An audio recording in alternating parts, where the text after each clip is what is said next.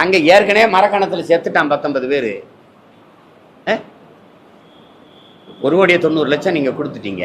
அப்பவே நீங்க எச்சரிச்சு நீதிபதி கேட்கிறாருங்க, அப்ப நாடங்க நீ எச்சரிச்சிருக்கணும்ல. அந்த மரணம் உனக்கு முன்மாதிரி. அது தெரியாம நடந்துச்சுன்னு சொல்லுங்க, நான் ஒத்துக்கிறேன். இது தெரியாம நடந்துருச்சுன்னு எப்படி சொல்றீங்க? உளவுத்துறை இருக்குது, கியூ பிரான்ச் இருக்குது, நீங்க சொல்ற சிபிசிஐடி சோகால் இருக்குது, அதுக்கப்புறம் விஜிலன்ஸ் இருக்குது, அதுக்கப்புறம் அங்கே உள்ளூர்ல கவுன்சிலர் இருக்கிறாரு, அப்புறம் எம்எல்ஏ இருக்கிறாரு, உங்க மட்ட செயலர் இருக்காரு, மாவட்ட செயலர் இருக்காரு, நீங்க எல்லாம் இந்த ஊர் சார்ந்த நிருபர்கள் இருக்கிறீங்க. உங்க யாருக்குமே தெரியாதா இங்க சாராயங்காய்ச்சி விற்கப்படுதுன்னு? சொல்லுங்க. நீங்க தெரியாம நடந்ததுன்னு எப்படி சொல்லுவீங்க? நீங்க அரசு தன் தவறை மறைக்க லஞ்சம் கொடுக்குது, தன் தவறை மறைக்க லஞ்சம் கொடுக்குது. அப்ப சாவுலே புனித சாவு சாராயம் குடிச்சு சாகிறது தான். இது ஒரு சரித்திர நிகழ்வு. தப்போ அப்படித்தானே வருது. இவங்க குடி எடுக்கிறவங்க, தாலி இருக்கிறவங்க கிட்ட போய் நாட்டை கொடுத்துட்டு நீங்க குடிக்க வச்சு கொலை பண்றவன்ட்டு குண்டு போட்டு கொல்றதான் பல படுகொலையா? குடிக்க வச்சு கொல்றது இல்லை, அது கொலை இல்லை.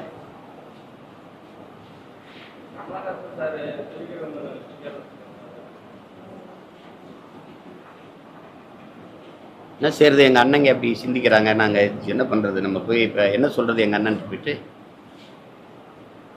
அவங்க பயன்படுத்துறாங்க இந்த எங்க அண்ணனை, கம்யூனிஸ்ட் கட்சியை வந்து மதுக்கடைகளை மூட எழுதுற. இப்போ மினிட்டுக்கு எதிராக நீங்க போராடுறீங்க.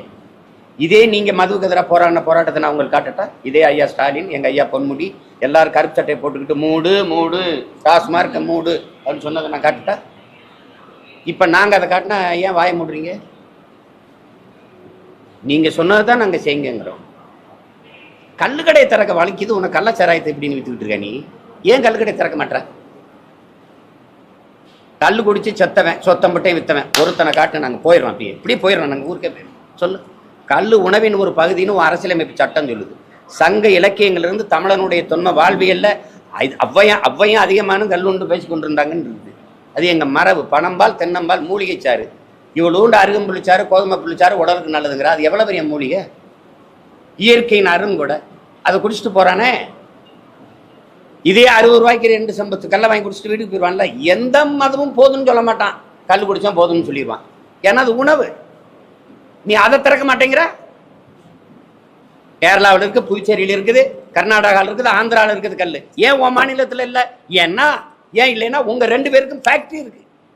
சாராயம் காய்ச்சறது நீங்க, அந்த ஆலையில வந்து சரக்கு எடுக்கிறது குறைஞ்சிரும்.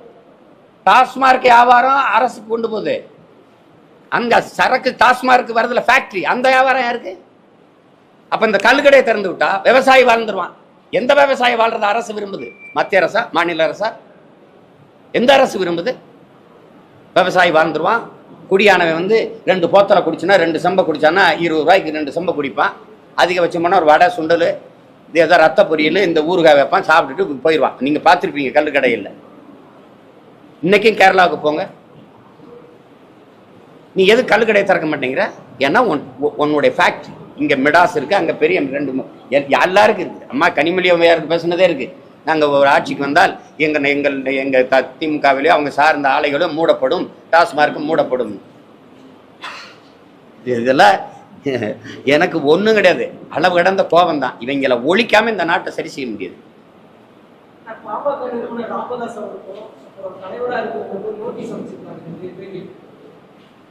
யாரு?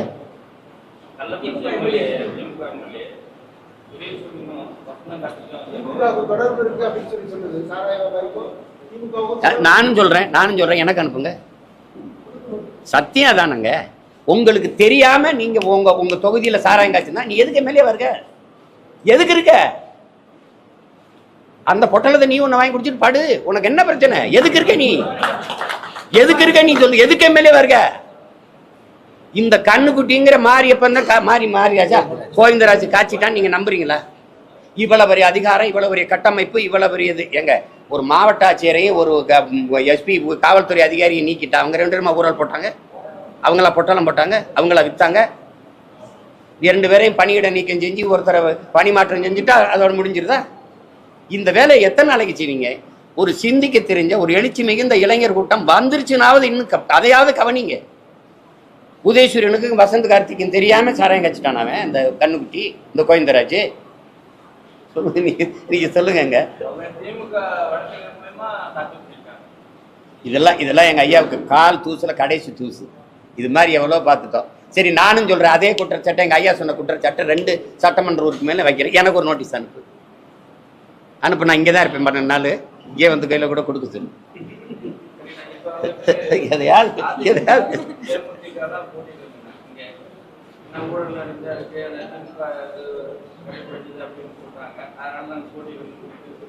கரை படிஞ்சிருச்சுன்னா விம்ங்கிற ஒரு பவுடர் இருக்கு, அதை போட்டு கழுவணும்.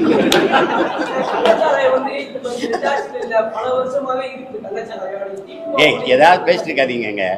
எங்க தாத்தா காலத்துல மதுக்கடை இல்லைங்க, காமராஜ் காலத்துல இல்லைங்க, ராஜாஜி காலத்துல இல்லைங்க, பக்தவச்சலம் காலத்துல இல்லைங்க, கள்ளச்சாராயம் இருந்ததாங்க. யாராவது ஒருத்தர் சொல்லுங்க. சொல்லுங்க, நீங்க கேள்வி கேட்குற, நீங்க சொல்லுங்க. எனக்கு அதிகாரத்தை கூட ஒழிக்கணும்னு நினைச்சா ஒரு நொடி வேலைங்க, ஒரு நொடி வேலை, ஒரு நொடி, அவ்வளவுதான், அது முடிஞ்சிடும். இதை போட்டு பேசிட்டு இருக்கிறீங்க. நீங்க விற்கிறதே நான் தானுங்க. என்ன நீங்க சாத்தா, நீங்க வித்தா நல்ல சாராயம், தனியார் காய்ச்சா நல்ல கள்ளச்சாராயம், இவ்வளவுதான். வேற என்ன இருக்கு? அவன் தான் தெளிவா சொல்றாருங்க. ஒருத்தர் 500 ரூபாங்க மூடதுக்குற வேலை தான் கூலி, 500 ரூபா. டாஸ்மார்க்கு போனா 400 ரூபா போயிருது. உள்ள ஊட்டிகளுக்கு இது பண்ண முடியாது. இதுனா 60 ரூபா, 2 பொட்டலம் குடிச்சா 120 போயிருது. மீதி 300 ரூபாய் கொண்டாந்து வீட்டில் கொடுக்க முடியுதுன்றான். நீ குவாட்டரை எதுக்கு 400 ரூபாய்க்கு வித்த, 300 ரூபாய்க்கு வித்த? அதனால அவன் 60 ரூபாய்க்கு போறான்.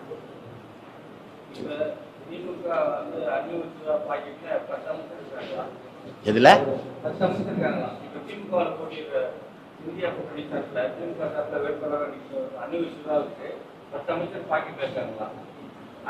அவ்வளவு பெரிய பாக்கெட் அவருக்கு?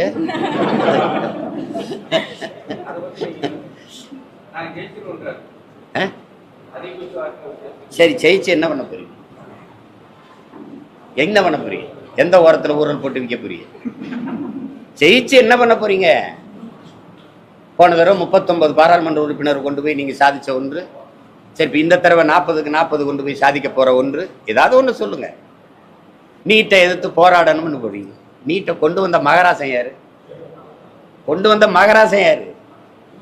காங்கிரஸ் நீங்களும் தானே. எது ஒன்ன பேசுறதுக்கு தகுதி, நேர்மை, அருகதை வச்சிருக்கீங்க? ஒன்றும் கிடையாது.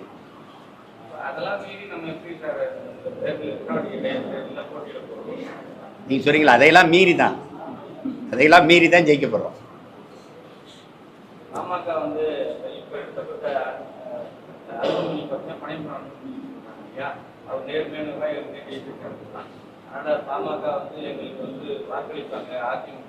ஓட்டு எங்களுக்கு எங்க ஐயாவுக்கும் கிடையாது, எங்களுக்கு திமுகவும் தான். திராவிடமா தமிழ் தேசியமாங்கிறதான். நீங்க ஏன் எங்களுக்கு எங்க ஐயாவுக்கும் இதெல்லாம் பேசாதீங்க. அதை பத்தி பேசவே நான் தயாரா இல்லை. எங்களுக்கும் எங்க ஐயாவுக்கும் போட்டி கிடையாது. அது வேற.